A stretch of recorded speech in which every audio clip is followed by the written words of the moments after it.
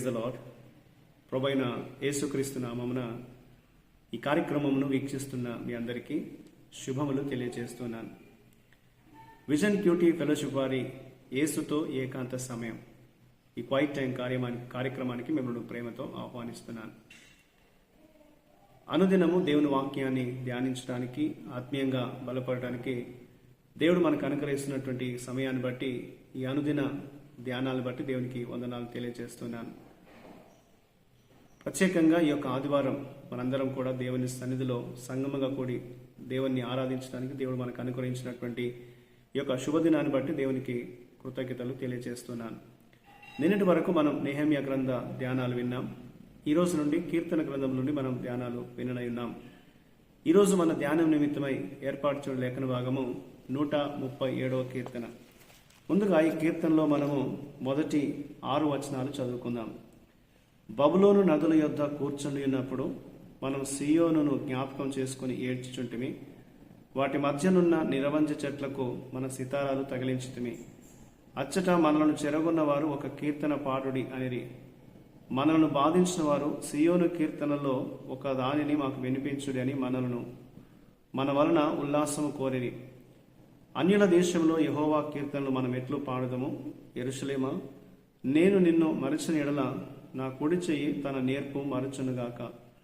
నేను నిన్ను జ్ఞాపకము చేసుకొనని ఎడల నా ముఖ్య సంతోషము కంటే నేను యెరూషలేమును హెచ్చుగా ఎంచని ఎడల నా నాలుక నా అంగిటికి అంటుకొనుగాక. ఈనాటి లేఖన భాగం ఆధారంగా మనం ఏర్పాటు చేసుకున్న అంశం ఏదనగా పాట లేని చోట, where there is no singing.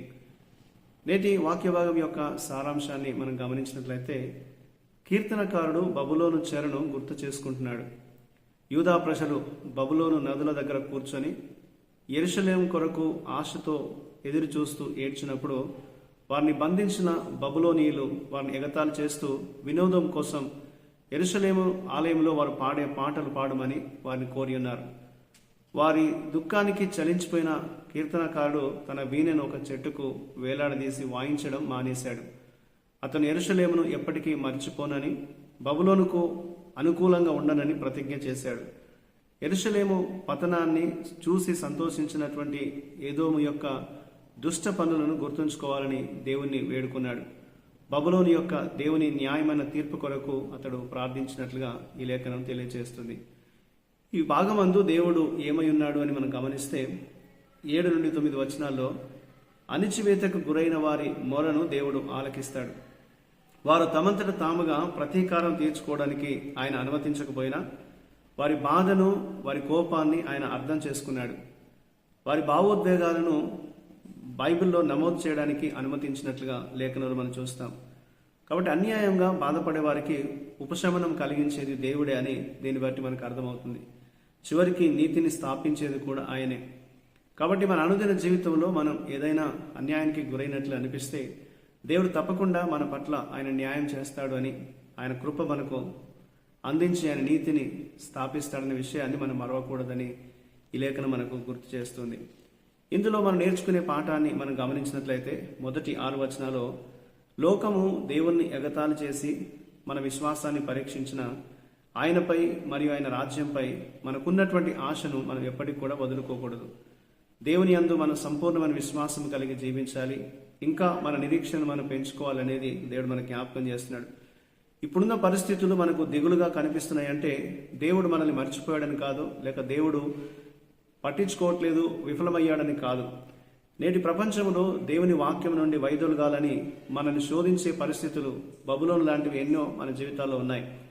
కానీ కీర్తనకారుని వలె మనం కూడా దేవుని వాక్యానికి నమ్మకంగా ఉండి మన యథార్థతను కాపాడుకుంటూ ముందుకు సాగాలి అనేది దేవుడు మనకు ఈ లేఖనం ద్వారా జ్ఞాపకం చేస్తున్నాడు.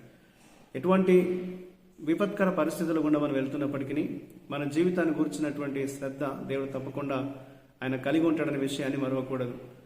ప్రతి సమయంలో దేవుడు మనల్ని కాపాడుతూ మన జీవితాన్ని ముందుకు నడిపిస్తూ ఉంటాడు. కాబట్టి మనము ఏమాత్రం నిరాశ చెందకుండా మన విశ్వాసానికి ఎదురయ్యేటువంటి పరీక్షలకు మనము నిలబడి దేవుని కొరకు సాక్షిగా బ్రతకాలి అనేది దేవుడు మనకి జ్ఞాపకం చేస్తున్నాడు. మనం పరిస్థితులకు తలగ్గకుండా విశ్వాసంతో వాటిని అధిగమిస్తూ దేవుని గణపరచాలి అనేది దేవుడు మనకు ఈ లేఖనం ద్వారా జ్ఞాపకం చేస్తున్నాడు. ఎందుకనగా మనం అణిచివేయబడ్డప్పుడు, నిరాశలో ఉన్నప్పుడు మన జీవితాన్ని దేవుడు మరలా తిరిగి ఆయన లేవనెత్తాడు, పునరుద్ధరిస్తాడు. తన కృప దేవుడు మనకు అందించి మన జీవితాల్లో ఆయన గొప్ప కార్యాలు చేస్తాడనేది లేఖనం మనకు జ్ఞాపకం చేస్తుంది. బాధపడే వారికి ఓదార్పును లేదా ఉపశమనమును కలిగించేది దేవుడే అనేది వాక్యం తెలియజేస్తుంది. మన జీవితాల్లో మనం పెట్టే ప్రతి మొర దేవుడు ఆలకిస్తాడు. మనల్ని ఎన్నడూ కూడా ఆయన విడిచిపెట్టడు అనేది దేవుని వాక్యం ద్వారా మనం జ్ఞాపకం చేయబడుతున్నాం.